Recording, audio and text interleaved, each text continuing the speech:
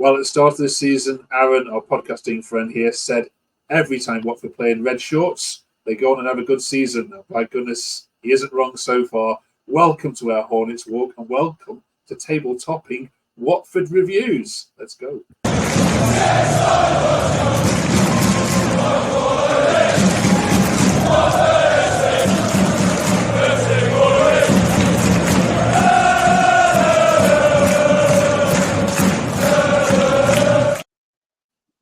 It's the red shorts that's doing it, Aaron, isn't it? That's the main reason. You've got to think they've got some kind of magic at this point because, I mean, from our reviews, externally from red shorts, we were all thinking we're going to have a pretty glum season, but we couldn't have predicted the start like this. Okay.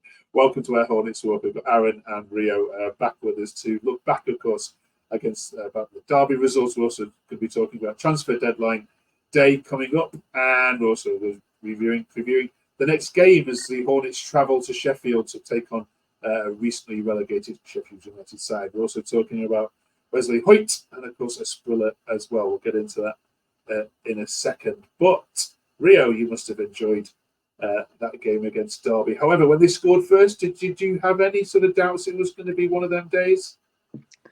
Obviously, it was my first game back and we were 1-0 down after 90 seconds. But, I mean, Derby, their game plan, it was just to sit.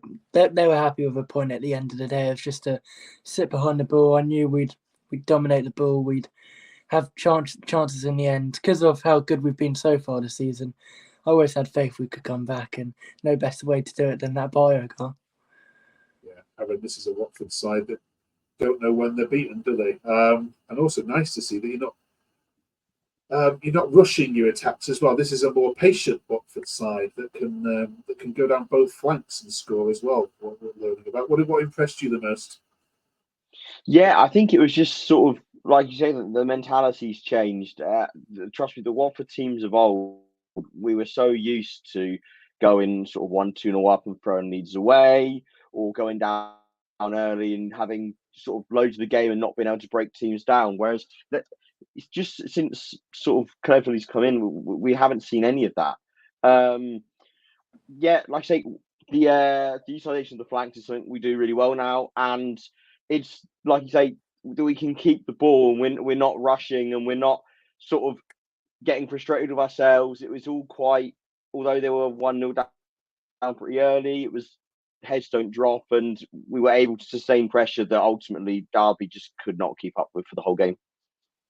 Individuals, Rio, who impressed you the most? I think, well, compared to the last couple of weeks, I think George Chapadazzi didn't have his best game, but I think Derby, they put a couple of men on him, so he didn't have the space he usually does. But I thought, once again, Matty Pollock, I mean, he's got the most, I think, aerial duels won in the domestic top flights, or, I mean, England, whatever.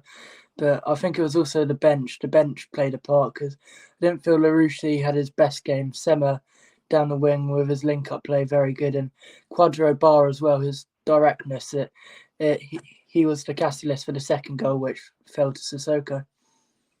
Aaron, there's a growing expectation around Watford now. Does it worry you slightly?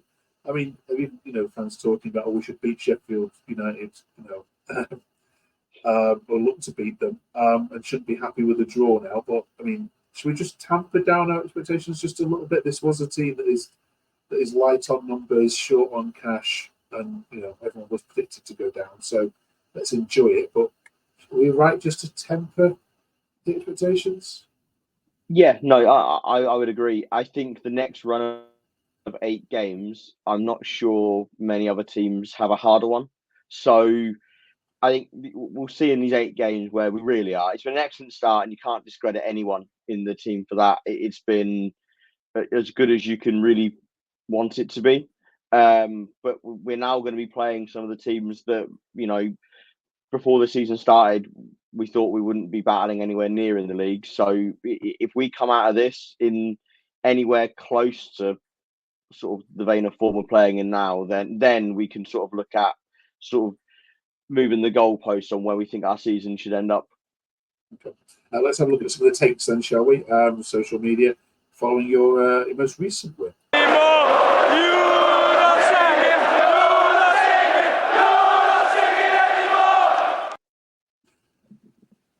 Rio, I mean, they all pretty much say the same thing, but this one says was from you, Orns. Once again, great character shown, great cohesive teamwork and patience, which we've mentioned after a sleepy start. We have the discipline and determination to kick on now after going behind. And we are finding different ways to win. And that is a very good sign for us this season. You agree with that, I presume? Yeah, I think previous seasons our heads would have dropped after going 1-0 down so early, or we'd just be taking shots from far out, wasting shots and not being patient. But we knew that winner would come eventually. And although this was on paper, it was the easiest of the 3 games, but in reality, it was probably the hardest. And the Stoke win was very convincing, attacking football, lots of space. It was more of a grind, grit, and determination win, which I think shows quite a lot of character about us. This one here, Aaron, from Harefield Hornet on the BBC website, pulled out because it mentions about it being compact. Early days, but we look much more compact and much more cohesive unit than last season. And we spoke about this last season, me and you, didn't we, about what Cleverley's done. That's the first thing he has made you so compact. You know, there's no one's running in behind that back four. Everyone seems to know their role. This is down on the manager, isn't it? Yeah, absolutely. I think Cleverley made it pretty clear from day one what he was trying to get across to the team. And one of the biggest things in that is how we press. I think so far we have that down to a T, and it's something we saw in pre-season. We were able to see against different opponents as well how we can adapt the press to play against teams that are maybe likely to have more of the ball than others. So like when we played Hibs, we were pressing really high for a large portion of the game, sort of trying to win the ball high up. And then we saw against teams like Brentford, we were able to sort of tone the press down a bit, not go quite as intensely, but we were able to bring it back and get in our shape more and defend from deeper, but while still maintaining an intensity that can put the opposition off. And yeah, that's just, it's all credit to Cleverley and his coaching staff. Rio, you've already mentioned Pollock, but the goal itself, Pollock looking up and clipping a perfectly weighted lofted pass to Bio, pulling off into space in the execution, was just such a good goal. It was nice to see, wasn't it? Those sort of goals being scored. Walk us through it yourself. What was the best move in there? Yeah, I think I didn't know Bio had that in his locker. Definitely the best goal he scored for us, and it's a different kind of goal to what Rivich scores. But I think the way it passed from Matty Pollock is it was excellent. And you from Bio, I mean, thank God Jebson should be coming already, because that Bio goal could have probably changed the mind of the Potters of whether we need a striker or not. But on Pollock, lastly, a couple of years ago, Millwall away, when he had a shocker of a performance, I did not see this coming, but he's held his own. And like a few players in this team, he's had to be patient to break into the side, but he's taken his opportunity with both hands. And of course, Aaron, a bit of a cheeky on this one, but a nice surprise of walking out the stadium to hear that Preston had beaten Luton. Are we allowed to talk about the gap yet? Says Graham, after Luton played 3, drawn 1, lost 2. Is it okay to poke fun at your neighbours at this early stage? Of course it is. Yeah, look, we'll take it and we'll laud it while we can. So yeah, no qualms on my end. Take the mick as much as we like. I fully hope that it continues and gets even bigger. Absolutely, yeah. Because if you just said, one second from top, the other second from bottom, and we could definitely put it the other way around, wouldn't we, at the start of the season? Good on Watford. They're proving a lot of people wrong. All right, let's move forward then and put the Derby game behind us. Friday sees the closing of the transfer window. Rio, what do Watford need in terms of positions for this to be a good window overall? I mean, we're supposed to be signing 3 or 4 players this week. Bonner, from now a free agent, was at West Ham. There's Tuomo signed today, Belgium CDM, Kone replacement. You've got Caben, who's right-sided centre-back, and obviously Jefferson. Those should be happening, but I still feel obviously it won't happen. But I don't feel we have a like-for-like Espria or Hoot replacement. I still think we're a bit light at left centre-back, because you'd imagine Ogbonna, with the age he is, he wouldn't be playing on the left of the back three. And I still feel we're quite light in midfield, because Loser could maybe be going out the door. And I think it was said by Cleverly today that don't expect Duomo to be a starter anytime soon. So, Aaron, what do we need position wise as a priority? I echo sort of similar to Rio. Striker is a priority. That's supposedly wrapped up. Scott Duxbury, the CEO, said this week that the Devonton deal is supposedly done. We just letting Bournemouth have him for the week because they need him for their Carabao Cup squad. We've got, like I say, with Hoot leaving, and left-footed centre-back is a must. Ogbonna's coming in to fill that. There's question marks over his fitness. I know at West Ham he's had some pretty hefty injuries as well. It's coming to the end of his career. Could we get one more centre back? Maybe. I'd like it, but I think if the room of players of Ogbonna and Kevin are coming in at centre back, Duomo's coming to stay as a young midfield option, and then you've got Jemison coming out front. I think that will be our business. I think it's satisfactory. If I could have something else, I'd probably say another centre back and another midfielder, especially if Loser does go. Okay. Let's talk about Wesley then going to the Saudi Pro League. We mentioned that it may happen. Really, was a fan's favourite. I think. I mean, he played every minute, I think, of 48 games last season. Obviously, had the armband as well for Muslim. And what was that goal, Aaron, he scored last season? That was Holloway. Holloway, that was it, yeah. Will you miss him? Me or Aaron? Either of you. I'll go. I will. I think some fans I've seen on Twitter a bit torn on him. Some think maybe we rated him a bit better than he was, and he did have a mistake in him. But personally, I feel he's better than what we have now. He was very consistent, 6, 7 out of 10 every week. And I mean, if you look from a financial side of it, it is good money. Obviously, the best money you're going to get is from Saudi. He's 30. It's a good move for him, to be fair. It's just he's a replaceable player. It's how we replace him. And do us fans have trust in the board and recruitment team that will replace him with the similar quality? No. Aaron, anything to add to that? And also can ask you your opinions on Yasser Sprilla as well, who's also left this week for Girona, I think. Yeah, Girona. No, we resided to the fact that Yasser would be going this window.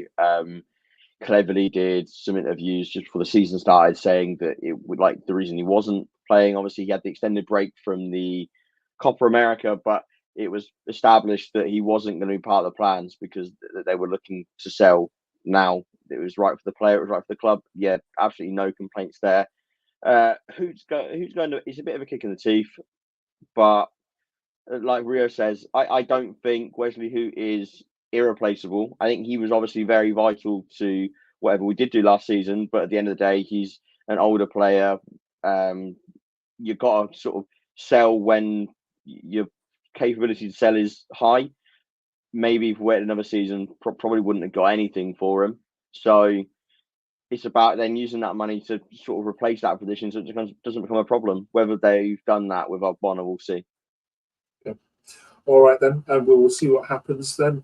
4 days to go at this time of recording. And then, of course, a trip to Sheffield United, who have started the season all right. They're unbeaten, but dropped silly points last time at home to QPR. Rio, tough one, I think, this one. How does Cleverly approach this one? You can't certainly approach it in the same way you approach the Millwall game away from home.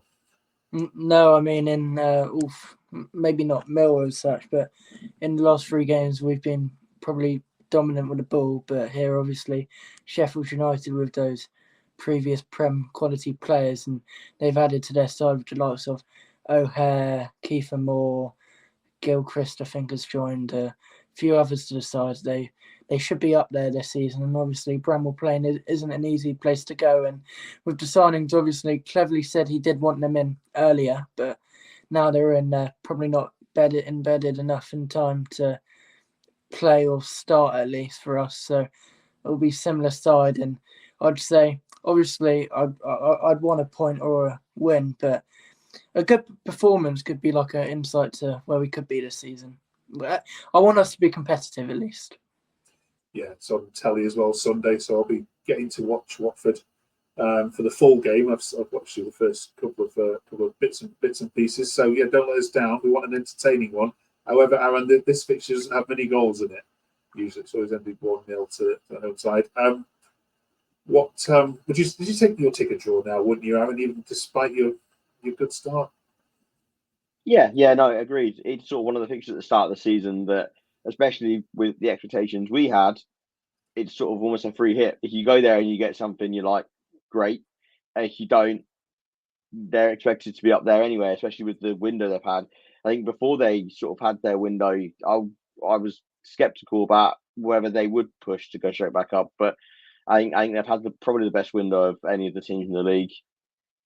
They've got a manager that's very experienced in the league. I think, like I said, it was clear in pre-season that we have prepared to play both ways. Although we want to be the dominant side in the ball this year, we have prepared that there is going to be games that we're not doing that. And like we saw against Brentford, I think although they did dominate the ball when they had their chances, we held our own pretty well. All right. Good luck. Enjoy the game. Before you go, I wanted to get your views on the best ever signing for Watford during the deadline day period. This is a tough one because it's going to ask you to recall your memory.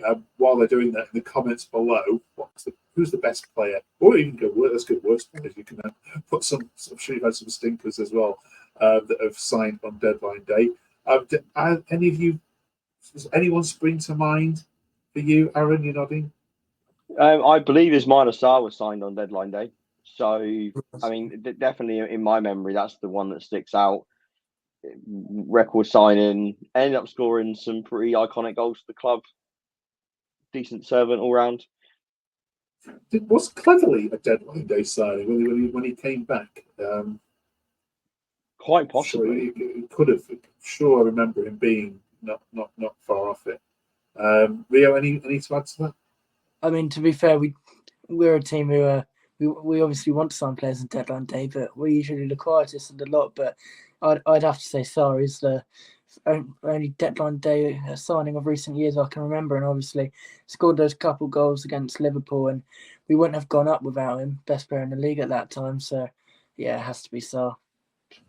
If you can beat Sarr, comment below. Thank you very much for joining us. Thank you for also watching this Watford content. We love making it, and as I say, we're here for as long as the season drags on, whether Watford are top, middle, or bottom. We'll be here smiling, giving you all our comprehensive reviews of social media and our own input. Thank you so much, Aaron and Rio. Enjoy your week and enjoy the cup game as well. We didn't mention that, of course. We'll review that on the channel next week. Thank you so much.